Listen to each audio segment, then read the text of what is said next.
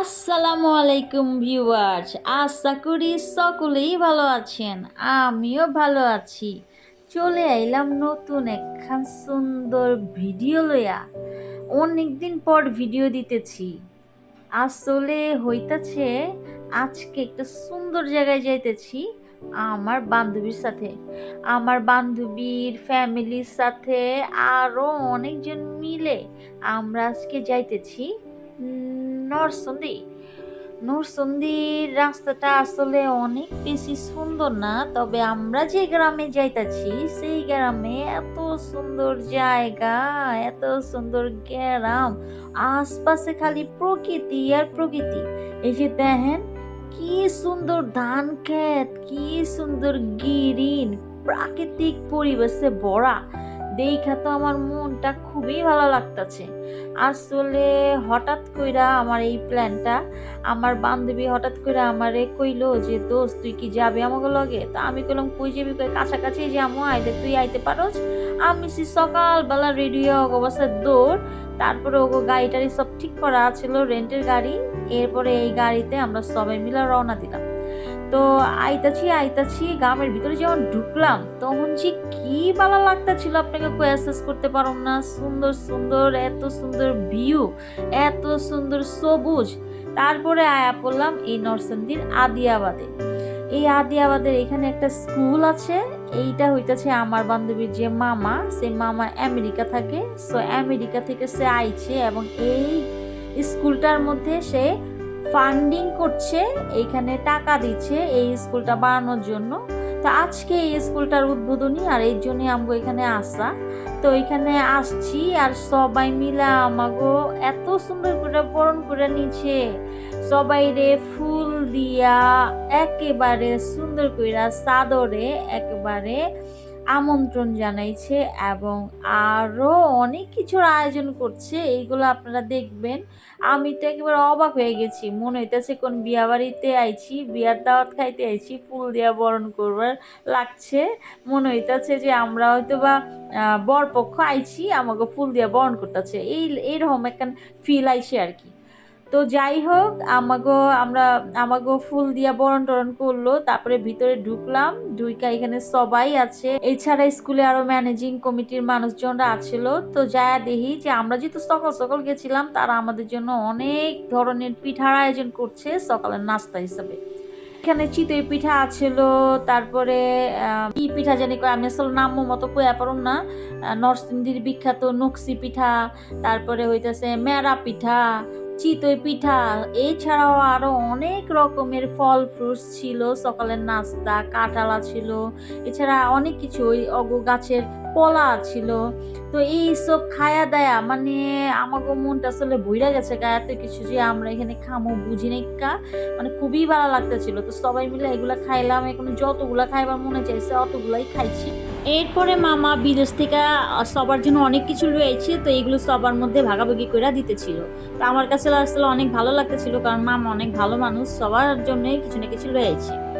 এরপরে স্কুলটা দেখলাম, মাত্র স্কুলটা হইতাছে। তো আলহামদুলিল্লাহ স্কুলটা অনেক সুন্দর, একটু বড় বড় জায়গা আছে। তো যেই বিল্ডিংটা করতেছে ওই বিল্ডিংটা আরো 5 তলা করা হইব, এই জন্য সবকিছু আয়না রাখা হয়েছে। এবং স্কুলের অপোজিটে এরকম ধান খেত আছিল, আর এত সুন্দর বাতাস আছিল যে আপনাকে কয়া বুঝে ব্যাপার না, এত সুন্দর প্রকৃতি। আমার খালি মনেই হইতেছিল যে ওইখানে বইয়া থাকি, বাতাসে অন্তরটা জুড়ে যেতেছিল। সবাই গিয়া খাওয়া দাওয়া কইরা ওইখানে গাছের নিচে, কাঁঠাল গাছের নিচে সবাই বইসা ছিল।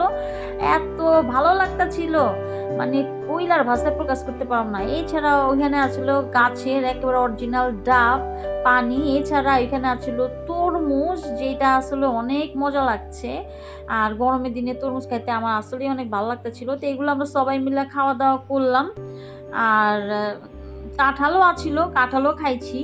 তো সব কিছু মিলে দেখা গেল যে আসলে অনেক বেশি ভালো লাগতেছিল। এত সুন্দর একটা ন্যাচারাল পরিবেশে আমরা আইছি, এইখানে সবাই এত বেশি আন্তরিক এবং আমাকে এত সুন্দর করে চাদরে গ্রহণ করে লইছে যে এইগুলা ভাষাতে বুঝাইতে পারলাম না। তো আমরা খায়া দায়া একটু ঘুরতে বাইরেছি, বিভিন্ন জায়গায় ঘুরলাম সবাই মিলে, বিভিন্ন মানুষের বাসায় গেলাম। এরপরে আবার এইসব জায়গা ঘুরে তারপরে আমরা লাঞ্চ করতে আসলাম আর কি।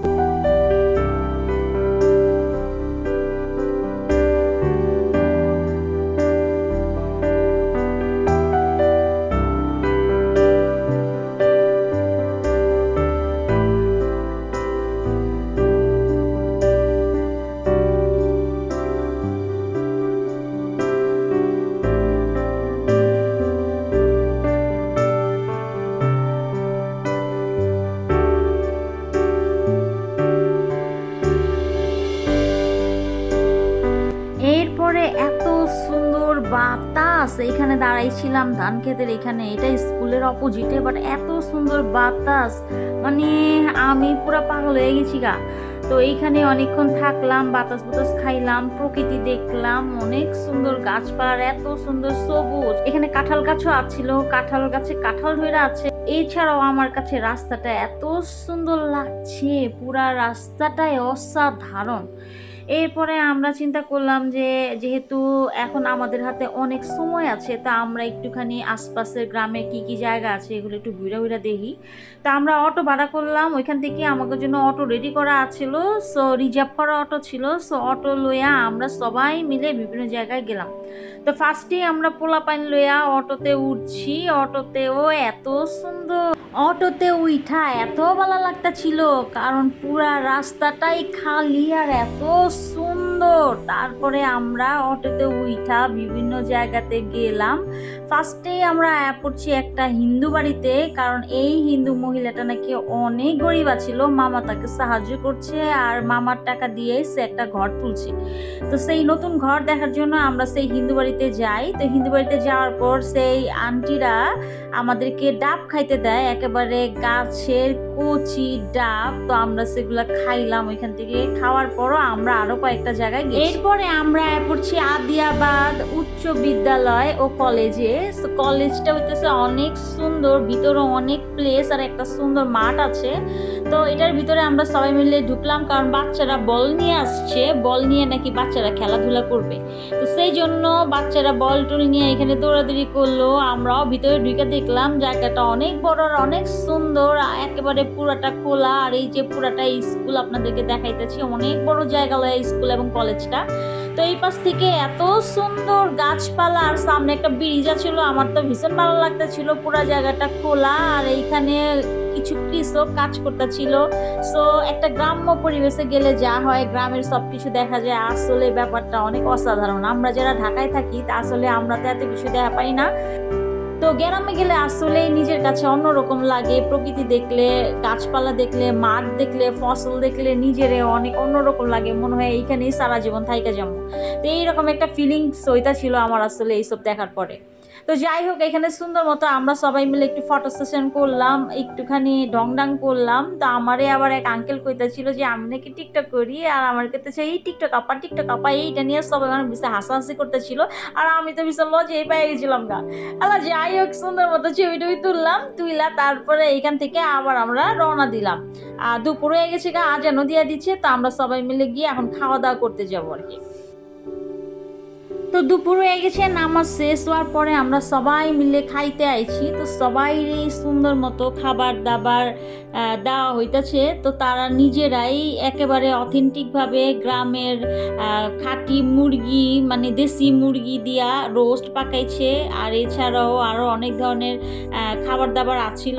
তো এই আমি খায়া দায়া মনে করেন যে একেবারে পাগল হয়ে যাওয়ার মতো দশা, কারণ খাবারগুলো আসলে অনেক টেস্টি ছিল। কারণ গ্রামের রান্না আসলে অনেক মজা হয়, লার্কির চোড়ায় হয়।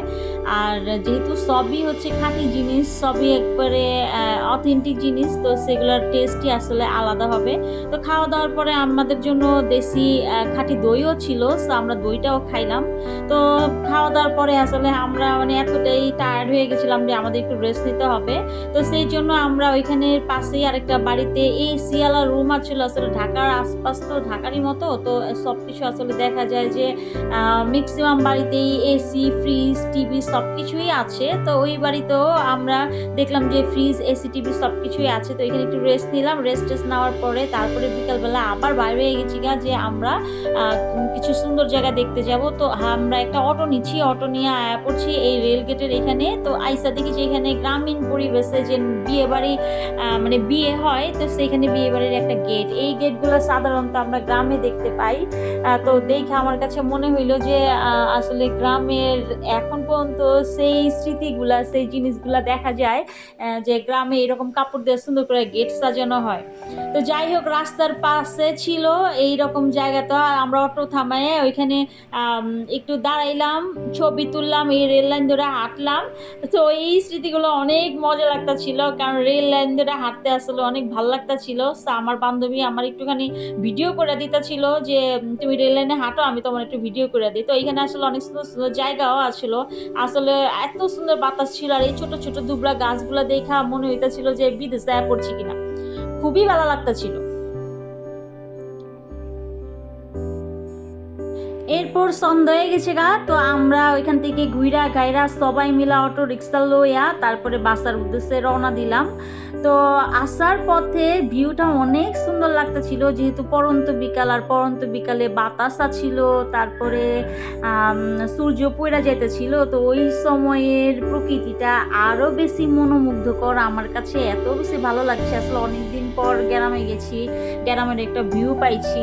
নর্মালি দেখা যায় আমরা তো ঢাকাতেই থাকি, খুব একটা বাইরে টাইরে যাওয়া হয় না। তো ওইখানে যাওয়ার পর আসলে আমার কাছে মনে হয়েছে যে এটা একটা সুন্দর গ্রাম। তো ওইখানে আইসা আমার অনেক ভালো লাগছে, আর জায়গাগুলো অনেক সুন্দর আসলে, আশপাশে পুরাটাই প্রকৃতিতে ঘেরা। তো আমি যতটুকু পারছি খালি ভিডিও করে লয়েছি।